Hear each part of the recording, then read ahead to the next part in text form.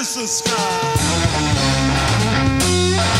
12 of the greatest musicians rock ever produced, and every one of them lost the same fight. Not to bad luck, not to the industry, to something they were carrying long before the first record deal. And I don't understand. You know the riffs. You've had the albums in rotation for 30 years.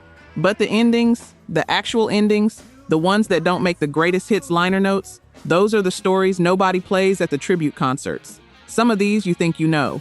You don't. Not the way it actually went down. But they always trying, always trying, always trying. Number 12, Steve Clark, Def Leppard.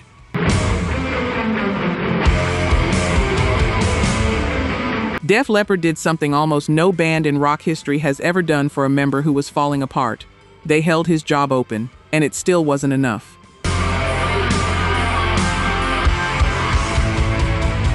Steve Clark joined Def Leppard in 1978, a year after they formed in Sheffield. He was the guitar half of the songwriting engine that built Pyromania in 1983 and Hysteria in 1987, two of the biggest rock albums of the entire decade.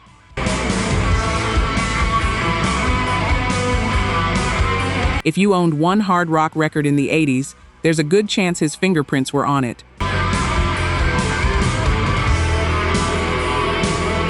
And here's what makes this one hurt differently. By 1989, the band knew. They didn't hide it, they didn't spin it, they didn't fire him. They gave him a 6-month leave of absence and told him straight, "Get well, your spot is waiting."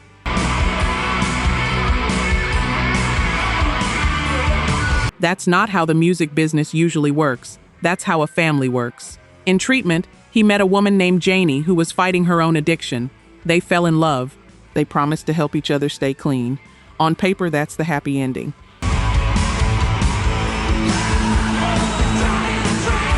In reality, two people fighting the same thing at the same time can pull each other under just as easily as they pull each other up.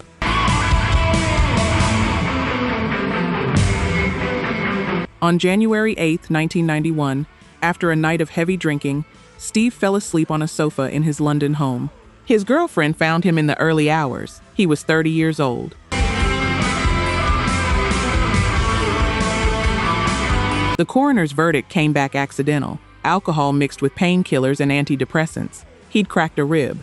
A doctor had told him not to drink on the medication. He drank anyway.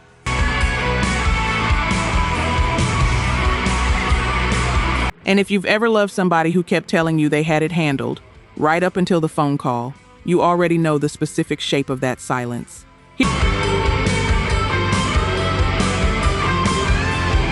Here's the part that gets me. When Adrenalize came out in 1992, Steve's name is still in the songwriting credits. Songs he helped write, on a record he never got to play.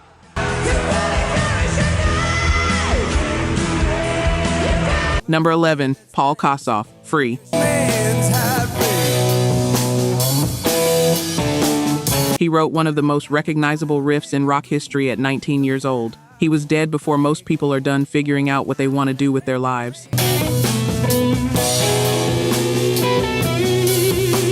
You've heard All Right Now. It's been in stadiums, commercials, jukeboxes, and probably your older brother's record collection, the one you weren't supposed to touch. That's Paul Kossoff.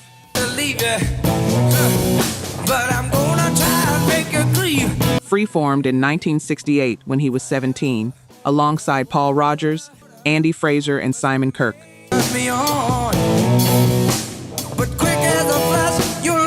4 teenagers who sounded like men who'd already lived 3 lives. And Kossoff's whole thing was restraint. He wasn't the fastest. He wasn't the flashiest.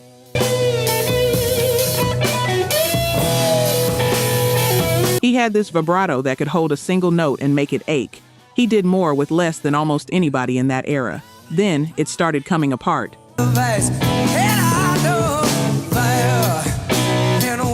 Free fractured. Kossoff drifted. By 1975, he was in a London rehab facility when his heart actually stopped, and doctors brought him back.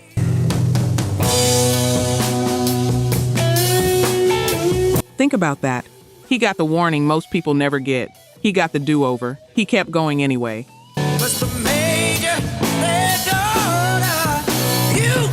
On March 19, 1976, he boarded a red-eye from Los Angeles to New York with his band Backstreet Crawler.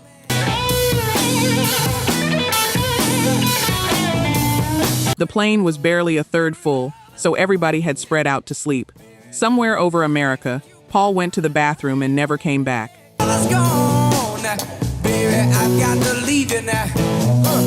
His tour manager didn't notice the empty seat. Everyone had moved around. It wasn't until the flight landed at JFK and a stewardess screamed that anyone knew. He was 25.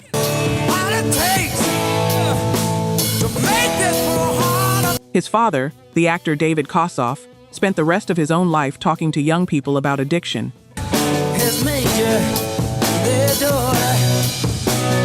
He set up a foundation in his son's name, a father who buried his boy and then spent decades trying to keep other people from doing the same thing.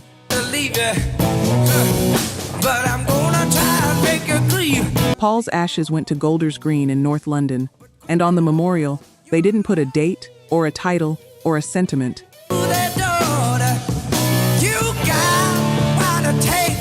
They put 3 words from the song, "All Right Now." Nothing about it was.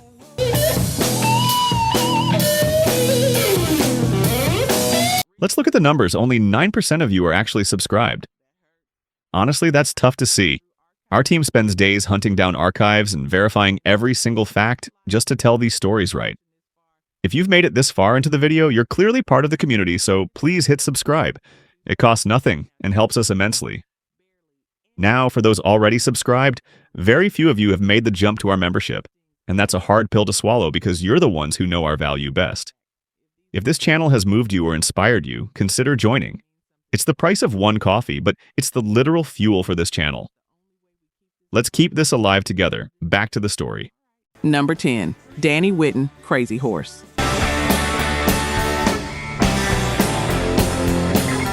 Neil Young wrote the most famous anti-drug song in rock history about a man who was still alive to hear it, and then he had to watch it come true.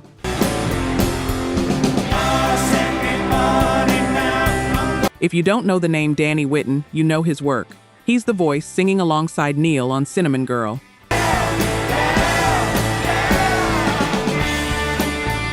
He was the heart of Crazy Horse, the band that gave Neil Young that raw, ragged, beautifully imperfect sound that half of grunge would later steal wholesale.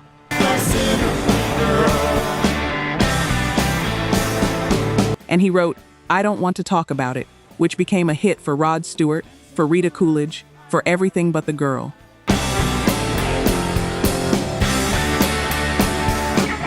A song so good that 3 completely different artists made it their own.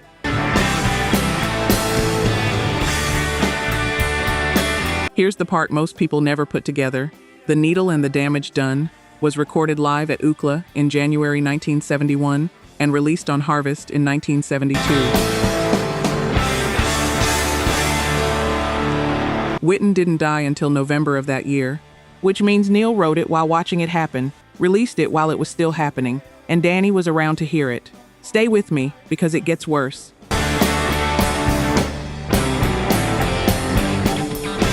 November 18th, 1972, Neil's putting together the Stray Gators for the Harvest Tour, and he brings Danny in. But Danny can't keep up, can't hold the parts, can't stay in time.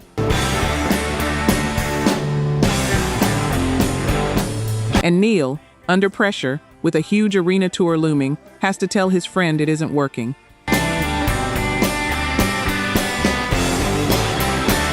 Danny's response, by Neil's own telling, was that he had nowhere else to go. Neil gave him $50 and a plane ticket back to Los Angeles.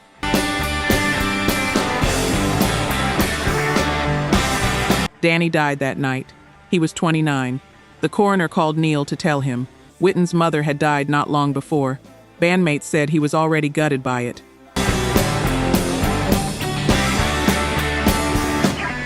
Nobody gets a clean version of this story. Neil carried it. 3 years later, he made Tonight's the Night, an album so raw the label sat on it. A wake for Danny and for their roadie Bruce Berry.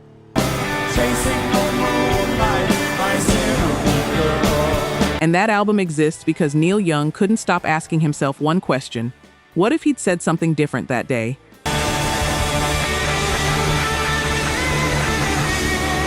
Number 9, Shannon Hoon, Blind Melon.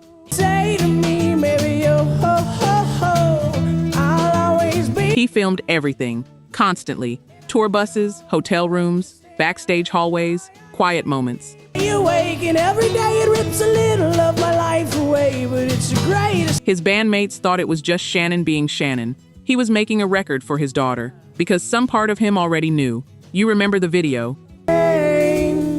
It's not sad. Late Night MTV, 1993, back when they actually played videos, the little girl in the bee costume, tap dancing, getting laughed at, finding her people in a field at the end. Say no, it's not sad. No Rain hit number 3 on the Billboard chart and made Blind Melon one of the biggest bands in America overnight. To complain that there's no rain. Shannon Hoon was from Lafayette, Indiana.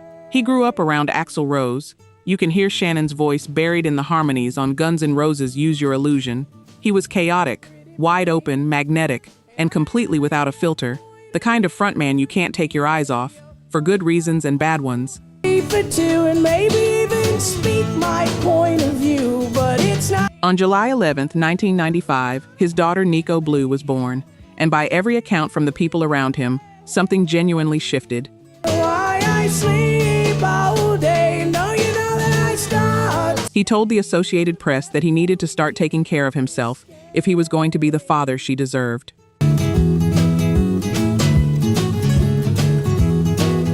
He went to rehab twice, once in 1994, once in the summer of 95, and if you've ever tried to become a completely different person for someone who can't even say your name yet, you know how much that costs, and how little the wanting sometimes counts for. Oh, no, to have it made.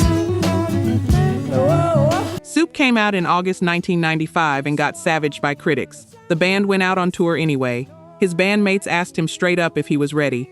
He said yes.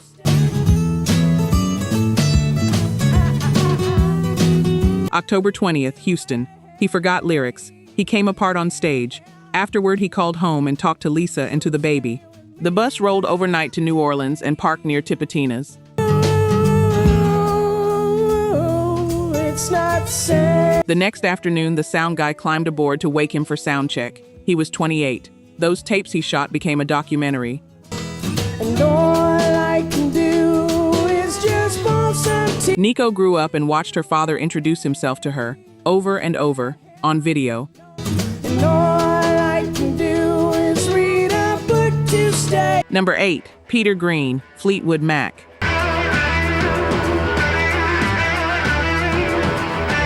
He founded Fleetwood Mac. His name isn't even in it. And I'll say this up front, because it matters. What happened to Peter Green wasn't only drugs.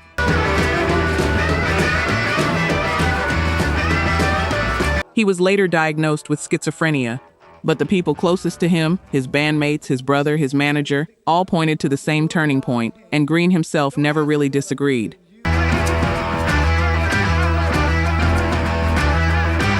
First, understand what you're losing. In 1969, Fleetwood Mac outsold the Beatles and the Rolling Stones in Britain. Combined, Green wrote Albatross.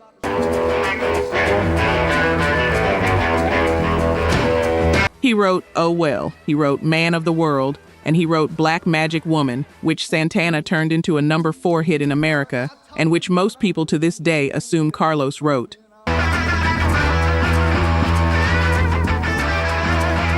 Then came Munich, March 1970, a commune, a party, and by every account, some extraordinarily bad acid.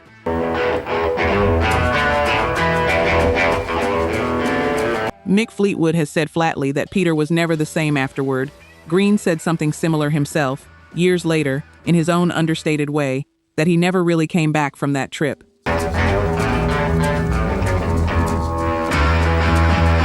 Here's what's strange about his collapse. It didn't look like the others. He didn't chase more, he wanted less.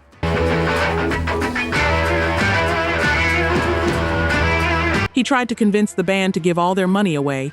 He started handing out his guitars. He walked out of the biggest band in Britain and took work as a gravedigger. I mean, I can't sing, I ain't pretty, and my legs are thin. But don't ask me what I think. And this is the part that turns my stomach.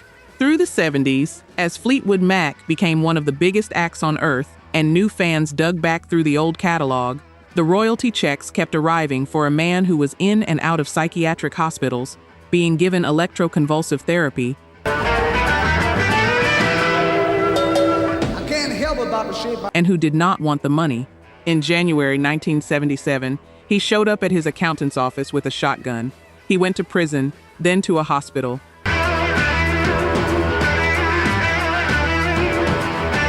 Now, I'd argue Peter Green is the most undercredited guitarist in rock history, and I know that's a fight some of you want to have with me.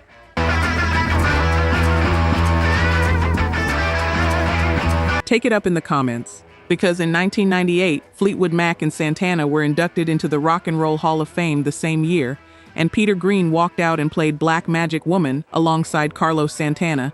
He got 22 more years. He died in his sleep in 2020, age 73.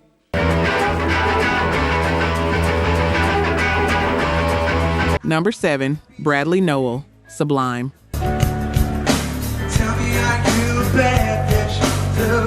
7 days. That's the gap between the best day of his life and the last one.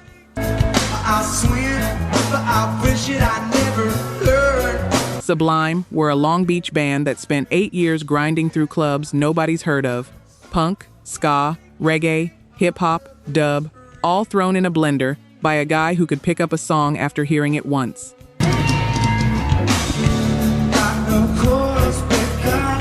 Brad Nowell formed them in 1988 with Eric Wilson and Bud Gaw.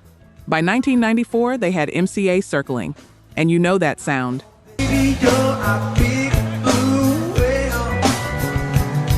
Windows down, summer night, somebody's beat-up car, the volume too loud for the speakers.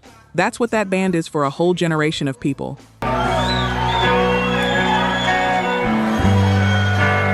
He'd been fighting heroin since around 1992, and he'd been losing. When they flew to Austin in February 1996 to cut the major label debut at Willie Nelson's studio, producer Paul Leary, no stranger to chaos, the man fronted the Butthole Surfers.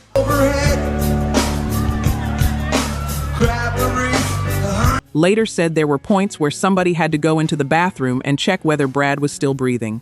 Leary eventually sent him home before the record was finished, but then it looked like it was turning around.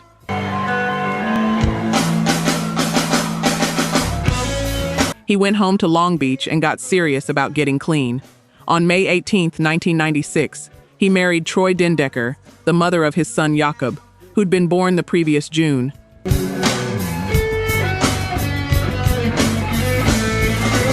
His sister saw him at the reception. She said he was clean and he was happy, and he thanked her for helping with the wedding.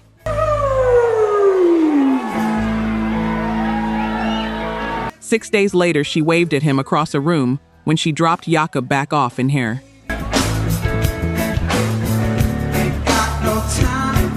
Sublime became enormous slowly, over years, on radio and at parties and in cars, which means for a long time, plenty of the people singing along genuinely did not know he was gone.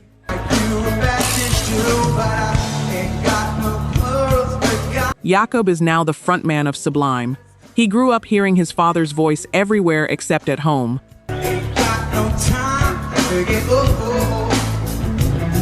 Number 6, Phil Lynott, Thin Lizzy.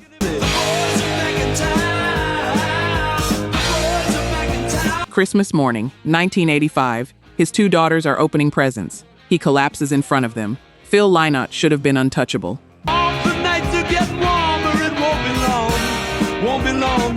Born in England in 1949, raised in Crumlin, Dublin by his grandmother, a black Irish kid fronting a hard rock band in the 70s, which in that time and that place was not a thing that happened.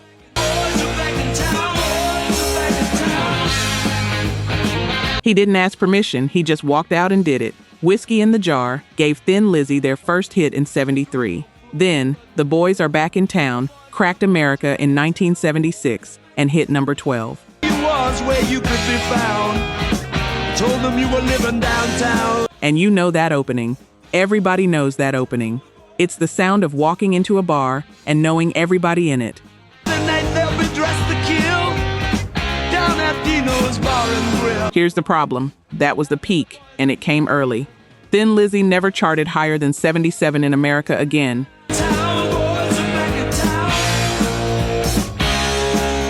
Scott Gorham, his own guitarist, said afterward that he thought Phil turned to drugs to get himself out of the low spots. The band wound down after the Thunder and Lightning tour.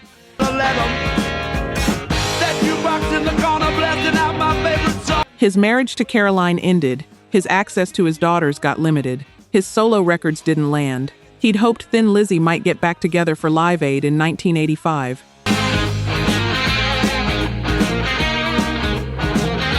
The biggest stage in the world. A chance to remind everyone. It didn't happen. U2 played instead. And then he just shut the door, locked himself in his house in Kew, and stopped coming out.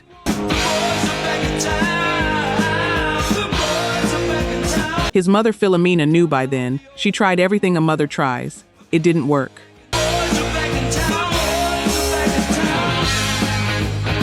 On Christmas Day, 1985, he took heroin, went to open presents with his girls, and went down in front of them.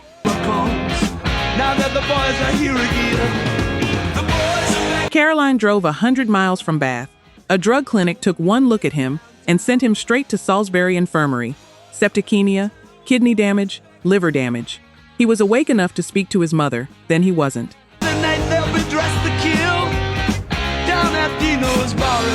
11 days later, January 4th, 1986.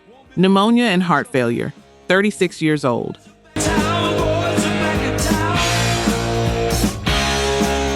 And if you've ever had one specific holiday that permanently split your life into a before and an after, you understand why his family has never been able to have a normal Christmas since. The drink will flow and blood will spill. And if the boys want to fight, you better. Number 5, Sid Vicious, Sex Pistols.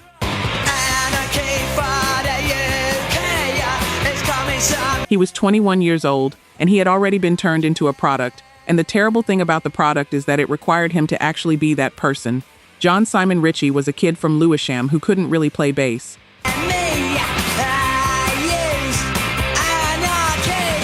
That's not an insult, it's the documented, universally agreed upon truth.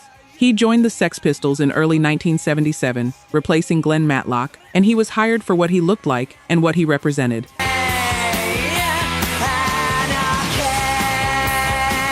Punk needed a lightning rod. He volunteered. 7 months in, he met Nancy Spungen, an American on the London punk scene who was already using.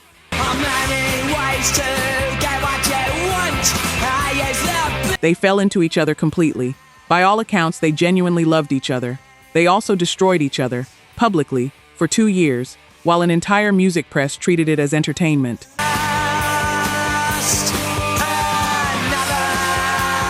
The Pistols came apart mid-tour in America in January 1978. By August, Sid and Nancy were living at the Chelsea Hotel in New York.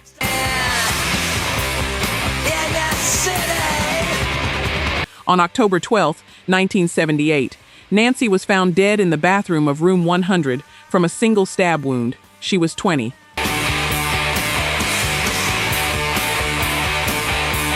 Sid initially told police he was responsible, then said he'd been unconscious and didn't know what happened. He was charged with second-degree murder. To this day, nobody can say with certainty what occurred in that room, and both people who were in it are dead. He went to Rikers Island.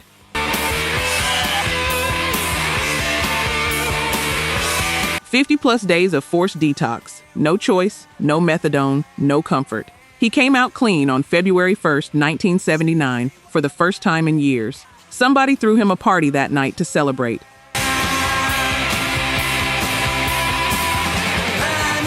He died in the early hours of February 2nd in an apartment in Greenwich Village, less than 24 hours after walking out of prison. 21 years old, clean body, same dose he used to take.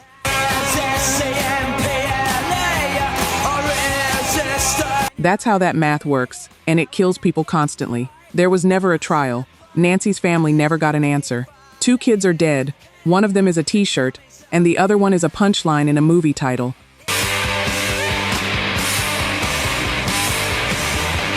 Number 4, Scott Weiland. The show he was supposed to play the night he died had already been canceled. Not for weather, not for illness. Poor tickets for a second, because you cannot understand this entry without it.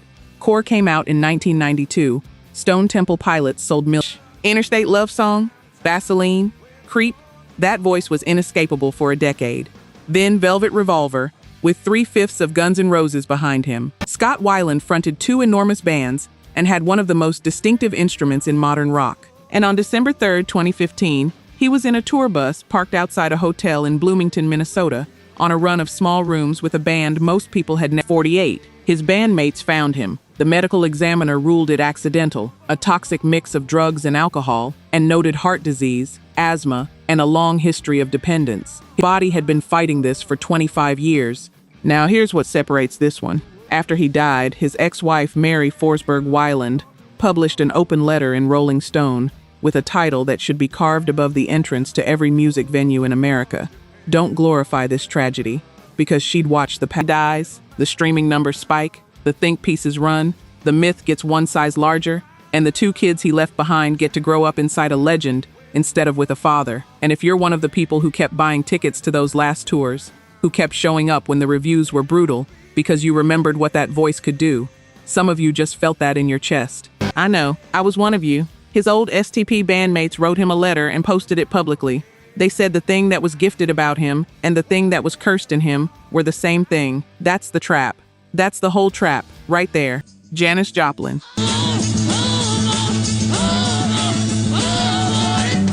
There is a song on her greatest album with no singing on it. And the reason there's no singing on it is that she died the night before she was supposed to sing it.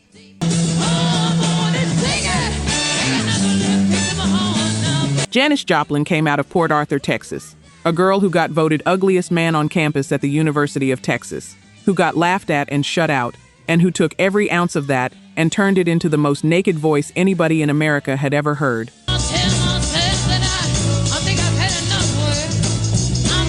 Monterey Pop in 1967 detonated her career. By 1970, she was Janis. That autumn, she was in Los Angeles making Pearl with the Full Tilt Boogie Band, and by everyone's account, it was going beautifully.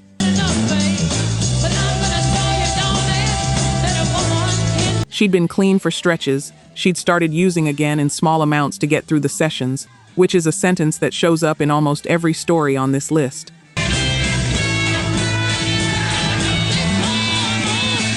October 1st, she cut Mercedes-Benz in a single take, on a whim, with no accompaniment. Then she and the band recorded a 1-minute birthday message for John Lennon, who was turning 30 on the 9th.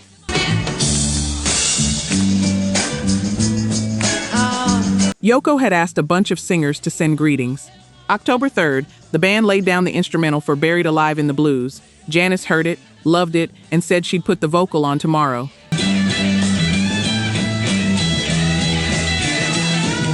Then she went to Barney's Beanery, had a couple of drinks, and went back to the Landmark Motor Hotel in Hollywood. She never made the session.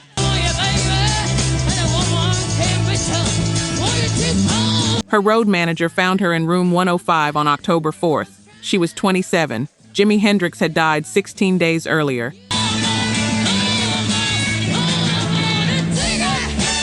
Pearl came out in January and went to number 1. Me and Bobby McGee went to number 1. And Buried Alive in the Blues sits there on the track list as an instrumental.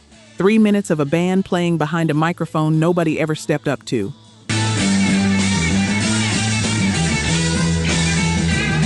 Number 2, Jimi Hendrix.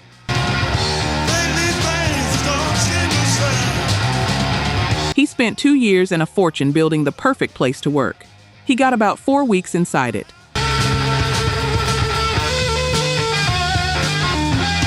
By 1968, Hendrix was bleeding money on studio time because the way he worked, jam, chase it, reroute, chase it again, was catastrophically expensive in rooms where engineers literally wore lab coats.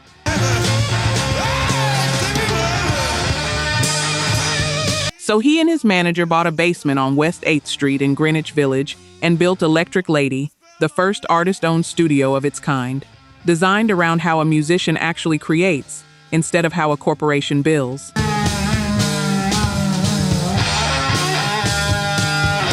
And there's a detail here that stopped me cold when I found it. Eddie Kramer, his engineer, enforced a hard rule inside that building: no drugs during sessions.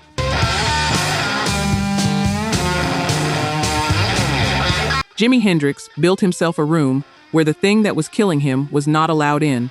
He recorded there through the summer of 1970, Dolly Dagger, Freedom, Nightbird Flying, Belly Button Window.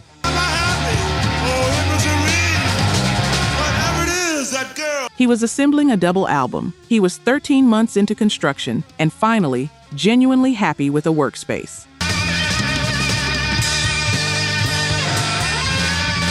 The opening party was August 26, 1970. The next day, he got on an Air India flight to London for the Isle of Wight festival.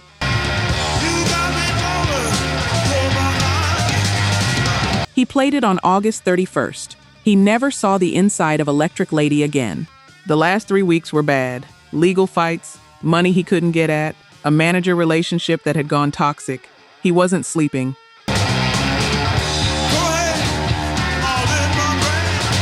On the morning of September 18th, at a flat in the Samarkand Hotel in Notting Hill, Monica Danneman found him unresponsive. He was pronounced dead at 12:45 that afternoon.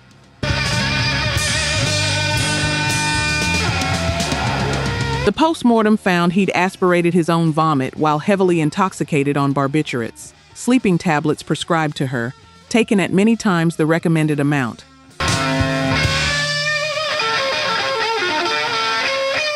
The coroner, Gavin Thurston, ruled out suicide, but said the evidence simply didn't explain the rest. He returned an open verdict. 27 years old, 56 years later, that studio is still running.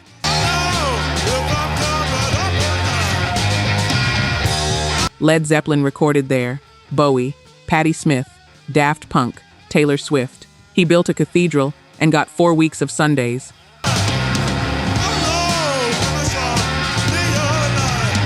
Number 1, Layne Staley.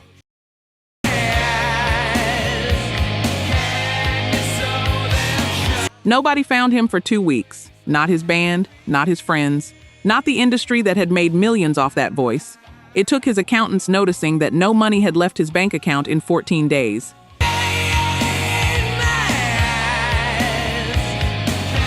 Layne Staley had one of the great voices of the modern era.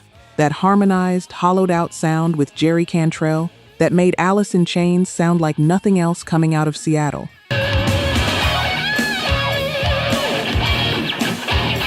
Dirt is one of the most honest records ever made about addiction, because he wasn't writing about it from a distance. He was writing dispatches from inside it, in real time, and we all bought it and put on headphones and sat alone in the dark with it, and it made us feel less alone, and it was killing him the whole time.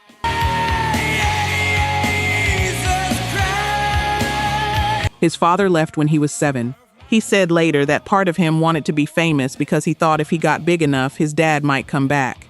The band played its last shows with him in the summer of 1996, opening for Kiss. Then he essentially disappeared. 5.5 years in a university district apartment in Seattle, mostly alone. The last person to see him alive was Mike Starr, the band's original bassist and one of his oldest friends.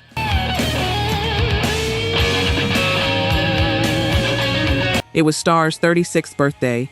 He looked at Layne, saw the state of him, and said he was calling 911.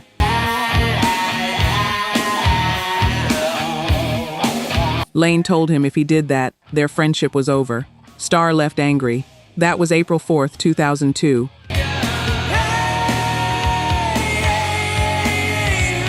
Layne died the next day, aged 34, 8 years to the day after Kurt Cobain.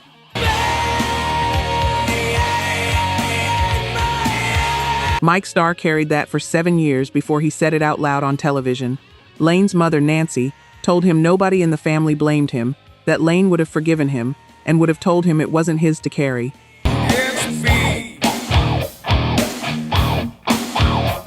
Mike Starr died of an overdose in 2011. He was 44.